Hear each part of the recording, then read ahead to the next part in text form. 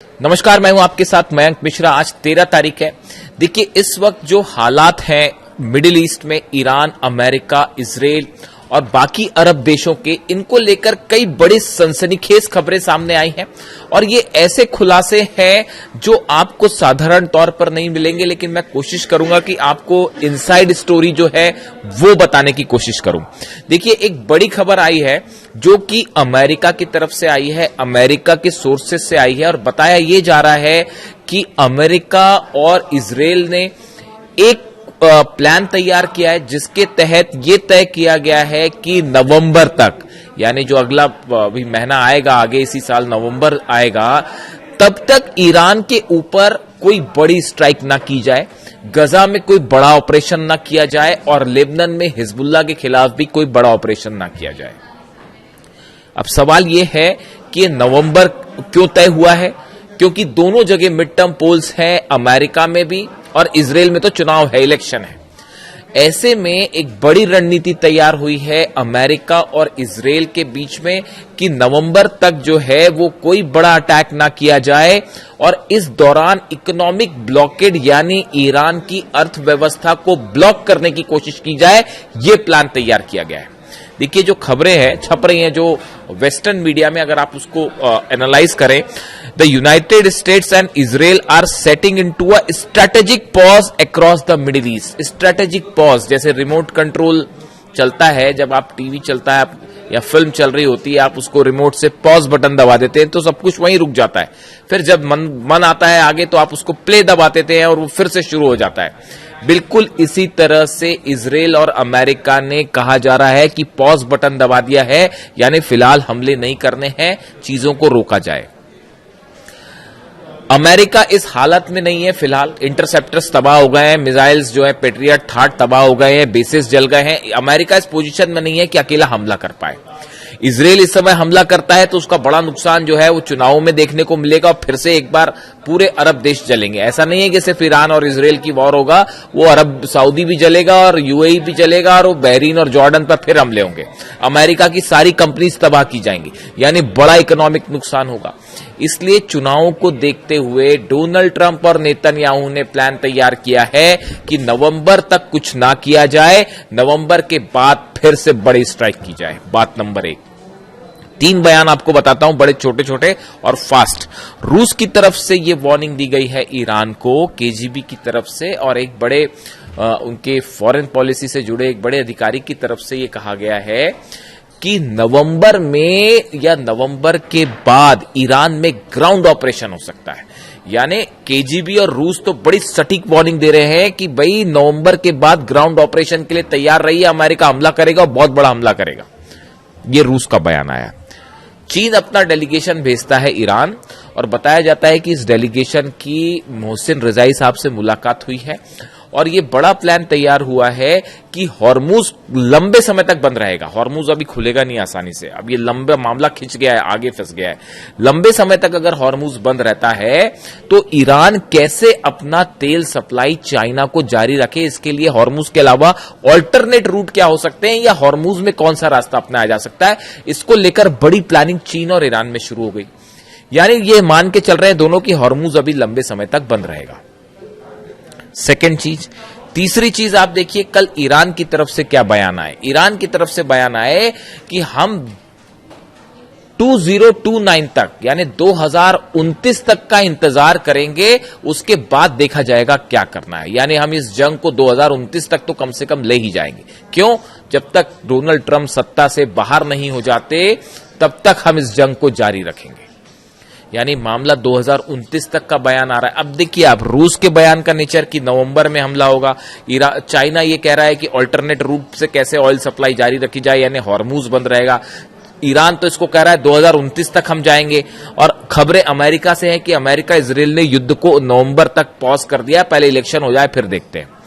यानी ये चारों पांचों चीजें एक साथ डेवलपमेंट पिछले 24 घंटे के अंदर की हैं। ये अगर आप इनको जोड़ के देखें तो एक बड़ी पिक्चर उभरती है। बड़ी पिक्चर ये है कि फिलहाल अमेरिका और इजराइल के इलेक्शंस को देखते हुए स्ट्राइक नहीं की जाएगी, लेकिन जो रूस कह रहा है कि एक बड़े ग्राउंड ऑपरेशन की तैयारी, यानी अमेरिका अपनी सेना को मजबूत करने में जुटा हुआ है।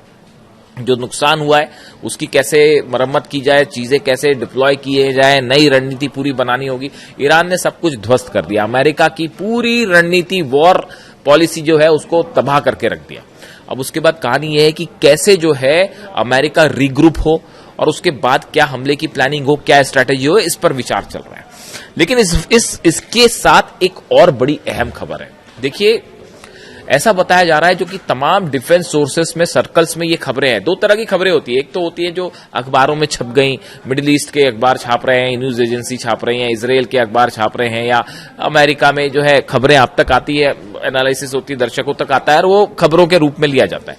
लेकिन एक होते हैं डिफेंस थिंक टैंक्स, जो कि हर घटना के पीछे की सच्चाई समझने की और सामने लाने की कोशिश करते हैं। तो ये जो थिंक टैंक्स हैं, जो कि अमेरिका से जुड़े हैं, इजराइल से जुड़े हैं, ईरान से जुड़े हैं, जो कि सब हालात पर नजर रखते हैं, इनमें एक नई चीज की चर्चा हो रही है और वो चर्चा ये है, देखिए, अमेरिका ने नेटो के साथ मिलकर एक एलाइड फोर्सेस बनाई थी। ये बात है 1999 की, और अमेरिका ने अपनी इस एलाइड फोर्सेस के साथ मिलके सर्बिया में ऑपरेशन चलाया था, कोसोवो में ऑपरेशन चलाया था, और तत्कालीन जो यूगोस्लाव राष्ट्रपति थे मिलोसेविच, इनके खिलाफ एक्शंस लिए गए थे। कोसोवो से इनकी सेना वापस आई थी। उस समय जो एलाइड फोर्सेस बनाई गई थी, देखिए आप इसका थोड़ा सा जिक्र करना जरूरी है क्योंकि ईरान वॉर से जुड़ रहा है मामला। अमेरिका ने सीधे तौर पर कोसोवो पर कभी हमला नहीं किया। इसके विपरीत 1999 में अमेरिका ने नाटो सहयोगियों के साथ मिलकर सर्बिया के खिलाफ सैन्य अभियान चलाया था, और जो राष्ट्रपति थे मिलोसेविच, उनकी नीतियों के खिलाफ ये था। कोसोवो में अमेरिका और नाटो के सहयोगी के द्वारा चलाया गया ऑपरेशन एलाइड फोर्स इसका नाम रखा गया था। 24 मार्च 1999 से 10 जून 1999 तक चला। 78 दिनों का यह बड़ा सैन्य हवाई हमला था। यह अभियान यूगोस्लाविया के राष्ट्रपति स्लोबोदान मिलोसेविच की सर्बियाई सेना द्वारा कोसोवो में जो वो जिस तरह से उन्होंने कब्जा करने की कोशिश की है, वहां पर जो अपना प्रभाव जमाने की कोशिश कर रहे थे, इसके खिलाफ यह ऑपरेशन था। 78 दिनों के हमलों के बाद यूगोस्लाविया ने घुटने टेके अपनी सेना को कोसोवो से वापस हटा लिया यूगोस्लाविया ने, और उसके बाद फिर वो अंतर्राष्ट्रीय शांति बलबल वहां पर पहुंच गया। अब देखिए, ये जो कोसोवो में ऑपरेशन हुआ, अमेरिका ने जो सर्बिया के खिलाफ ये ऑपरेशन किया था, इसमें एलाइड फोर्सेस बनाई गई थी नेटो के सहयोग से। एक एलाइड, इसका ऑपरेशन ही नाम एलाइड फोर्सेस था, यानी कई देश मिलकर ऑपरेशन करेंगे कोसोवो में, और सर्बिया के खिलाफ ये ऑपरेशन किया गया। उसके भी 3 स्टेज थे।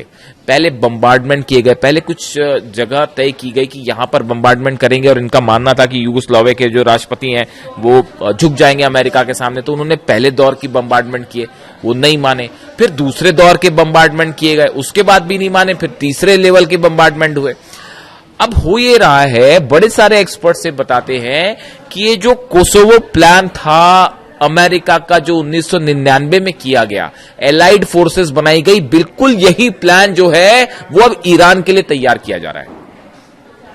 और इसमें सबसे बड़ा मोहरा अमेरिका ने किसी को बना रखा है, तो वो बना रखा है सऊदी अरब।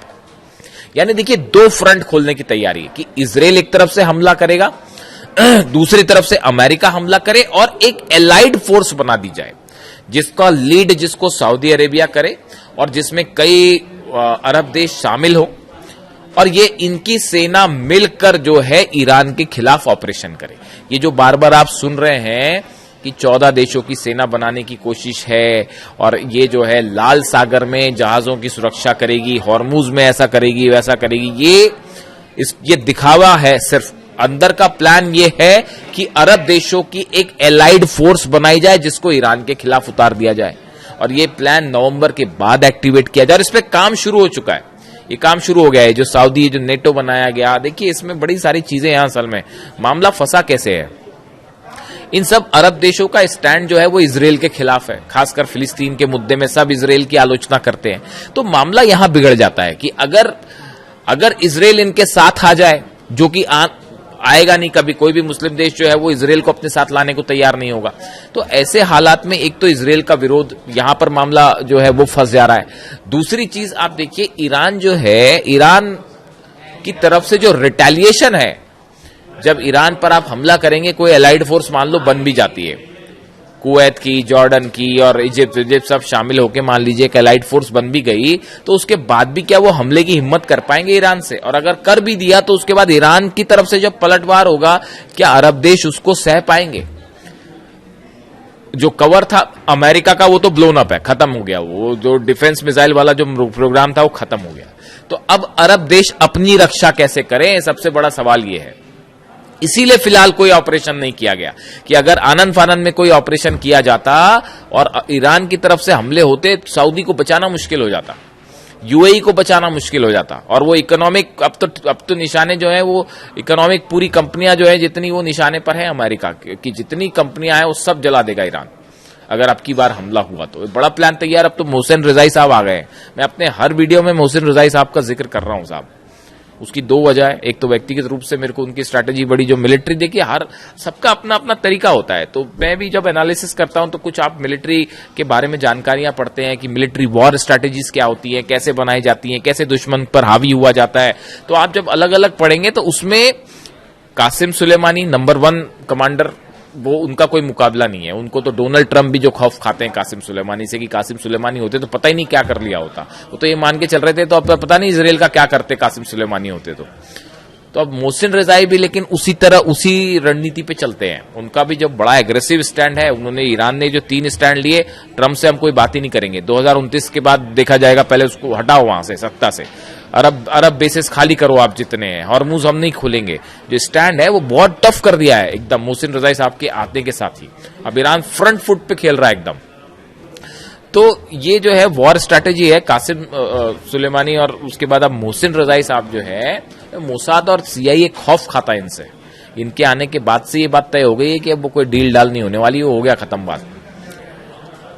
और वो होगी भी तो वो अपने शर्तों पे करेगा, ईरान जो करेगा। अब कोई उधर से कोई मतलब ही नहीं है किसी की कोई बात मानने का। इनफ बहुत हुआ, ये खेल जो चल रहा था, इनफ इज इनफ कि आज डील हो जाए, अब फिर अच्छी बात चल रही है तो फिर हमला कर दिया उसको ईरान ने अपने टारगेट सेट कर दिए। अभी मिडिल ईस्ट में इन टारगेट के साथ आगे बढ़ना है, चाहे जितने दिन चले जंग चले। तो ऐसे में ये जो एलाइड फोर्सेस वाला मामला है, इसकी कोशिश में ट्रंप की सेना, सऊदी की सेना सब मिलके, लेकिन अब ये प्लानिंग के स्तर पर ही है। इसीलिए ईरान ने पहले ये बयान दे दिया था, जैसे ये नेटो हुआ, ये श्योर कर लिया गया था कि हमारे खिलाफ अगर कुछ मामला आया भारी पड़ जाएगा। तो अब देखने वाली बात यह है कि क्या ये जो एलाइड फोर्स का ख्वाब देख रहे हैं डोनाल्ड ट्रंप, क्या ये पूरा हो पाएगा? क्या नवंबर के बाद ग्राउंड ऑपरेशन की तैयारी है? और ईरान तो जो जंग की तैयारी कर रहा है, वो तो कल बयान आ ही रहे हैं वहां पे कि जितने हमारे ड्रोन खर्च हुए उससे ज्यादा ड्रोन हमने बना दिए हैं, जितनी मिसाइल खर्च हुई उससे ज्यादा मिसाइल बन गई है। और ट्रंप की सेना यही अंदाज लगा के बैठी कि कब मिसाइल खत्म होगी तो हम कुछ करेंगे। वो 5 महीने से यही कोशिश करते रहे कि जो है ईरान की मिसाइल्स खत्म कर दे। वो 5 महीने से कोशिश चल रही थी उनकी। ईरान कह रहा है कि जितनी खर्च हुई उससे ज्यादा तो हमने बना डाली। तो अब हालात ये है कि ये पूरी वस्तु स्थिति जो आपको देख के भले ऐसा लग सकता है कि अभी जंग रुकी हुई है, हमले नहीं हो रहे हैं, लेकिन पर्दे के पीछे बड़े सारे खेल जारी हैं। मिडिल ईस्ट असल में ऑयल और गैस, नेचुरल रिसोर्सेस का क्या कहें आप, हब है, हब। यहां सब कब्जा करना चाहते हैं, सब अपना प्रभाव लगाना चाहते हैं यहां के रिसोर्सेस के चलते। अब हर देश अपनी समझ के मुताबिक, इसीलिए ईरान कह रहा है कि अपनी समझ से काम करिए, किसी की गोद में मत बैठिए। अमेरिका कोई बचाने नहीं आने वाला। यही बात अली खामनी साहब ने भी कही थी। Anyway, thank you so much. Video कैसा लगा कमेंट करके जरूर बताएं। मैं आपके सारे कमेंट्स पढ़ता हूं, कोशिश होती है जवाब भी देने की। Thank you so much.